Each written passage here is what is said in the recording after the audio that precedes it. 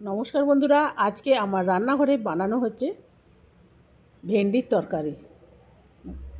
एकदम कोनो रकम मशला नेই, खूब कम मशलाते এটা রান্না হয়ে যায়। আর সঙ্গে থাকবে একটা ডিম ভাজা, আর যদি ডাল থাকে তো কথাই নেই, যদি সঙ্গে থাকে একটু টক দই বা স্যালাড তাহলে তো কথাই নেই। আর এই রকম প্লেন খাবার আমরা সকলেই ভালোবাসি। এটা রাতের খাবার, ভেন্ডির তরকারি আর ডিম ভাজা। তো ভেন্ডিগুলো আমি এরকম করে ছোট ছোট টুকরো করে কেটে নিচ্ছি। ভেন্ডিগুলো কিছুগুলো ছোট আছে, আবার কিছুগুলো বড় আছে। ভেন্ডিগুলো আমার কাটা হয়ে গেছে। এবারে আমি কিছু মশলা ভেজে নেব। দেব একটু ধনে, দিলাম জিরে, আর দেব মৌরিটা এখানে দিতেই হবে, আর দিলাম শুকনো লঙ্কা। ভালো করে একটু ভেজে নেব। ব্যাস, খুব বেশি লাল লাল করব না, তাহলে কিন্তু কালার চলে এলে কিন্তু ভাজা মশলার আলাদা টেস্ট হয়ে যাবে। এটা এবারে নামিয়ে নিলাম। আর ভেন্ডিগুলো আমার কাটা হয়ে গেছে, মশলাটা ঠান্ডা হয়ে গেছে। এবারে পিষে নেব। কড়াইয়ের মধ্যে দিয়ে দেবো তেল, আর দিয়ে দেবো ভেন্ডিগুলো। তবে কিন্তু এই তরকারি দিয়ে আপনি ভাতও খেতে পারবেন। আর ভেন্ডিটা আমি খুব বেশি কুক করব না, যেন একটু কচকচে ভাত থাকে।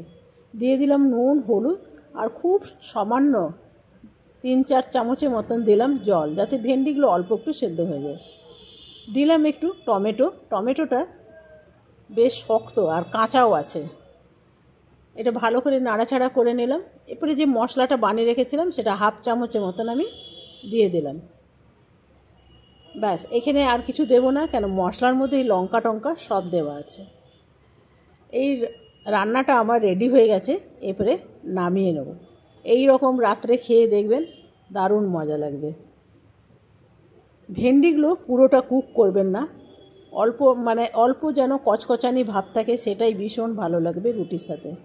দেখুন তো, দেখতে কি সুন্দর হয়েছে, দারুণ।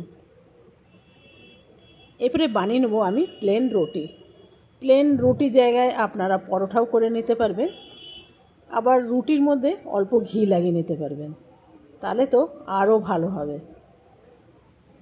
রুটি যখন বানানো হয় তখন রুটিগুলো যদি ফোলে, তো তার মতন সুখ কিন্তু কিচ্ছু নেই। প্রত্যেকটাই রুটি কিন্তু এরকম যদি ফুলে, আপনার মনটাও ভীষণ ভালো লাগবে।